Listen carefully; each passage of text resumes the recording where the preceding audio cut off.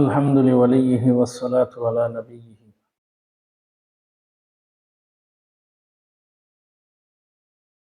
দুনিয়ার প্রতিটি সেকেন্ড আমার জন্য মূল্যবান,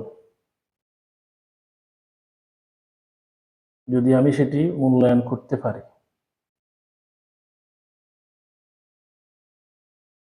দুনিয়ার মধ্যে যত কিছু আছে, সকল কিছুর মধ্য থেকে আল্লাহ তাআলার পক্ষ থেকে বান্দার প্রতি আখিরাতের ফিকির, আল্লাহ তাআলার সন্তুষ্টি অর্জনের ফিকির, এটি সবচেয়ে বড় দান।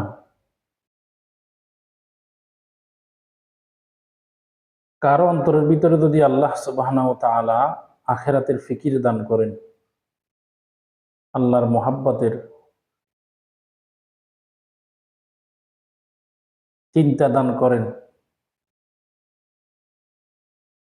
এটি হচ্ছে আল্লাহ তাআলার পক্ষ থেকে শ্রেষ্ঠ পুরস্কার।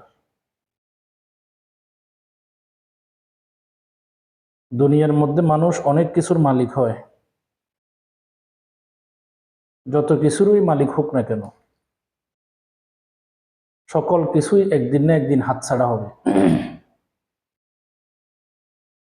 আমি যে অর্থ সম্পদের মালিক হই, সেটাও আল্লাহ দান করেন, আমি বুঝি বা না বুঝি। আমি যে জ্ঞানের মালিক, সেটাও আল্লাহ তাআলা দান করেন, আমি বুঝি বা না বুঝি। এরকম আল্লাহ তাআলার পক্ষ থেকে লক্ষ কোটি নিয়ামত আমার উপর দৈনিক বর্ষিত হচ্ছে, আমি বুঝি বা না বুঝি। প্রশ্ন হচ্ছে, এত নিয়ামত, এত করুণা, এত দয়া আল্লাহ তাআলার পক্ষ থেকে আমাকে দিচ্ছেন কেন? কারণ হচ্ছে আল্লাহ সুবহানাহু ওয়া তাআলা মানুষকে ইচ্ছা শক্তি দিয়েছে, স্বাধীনতা শক্তি দিয়েছে। মানুষ যদি চায়, স্বাধীন চিন্তা চেতনায় সে নিজেকে সারাক্ষণ ব্যস্ত রাখতে পারবে। কোনো ব্যক্তি যদি চায় যে আমি স্বাধীন থাকব, কারো পরোয়া করব না, শরীয়তের গণ্ডির আওতায় থাকব না, আখিরাতকে মানব না, নাউযুবিল্লাহ, আল্লাহ আমাকে দেখতেছে এটা বিশ্বাস করি না, নাউযুবিল্লাহ, ইচ্ছা করলে সে পারবে, আল্লাহ কিছু বলবেন না। ফেরেশতা পাঠাই,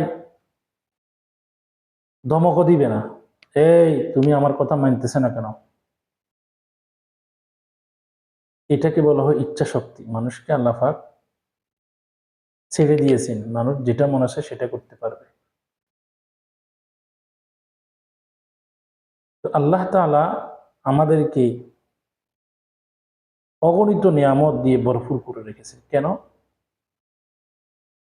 আল্লাহ তাআলা চাচ্ছেন যে বান্দাকে আমি স্বাধীনতা শক্তি দেওয়ার পর বান্দা কি আমার অনুকূলে থাকে, না নফসের তাড়নায়, খাহেসাতের তাড়নায়, মনসাহি জিন্দিগির তাড়নায়, পরিস্থিতির কারণে, দুনিয়ার লোভ লালসার কারণে আমাকে বলে যায়, আমি একটু দেখতে চাই।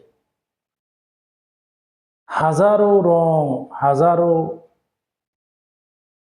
সুখ, হাজারো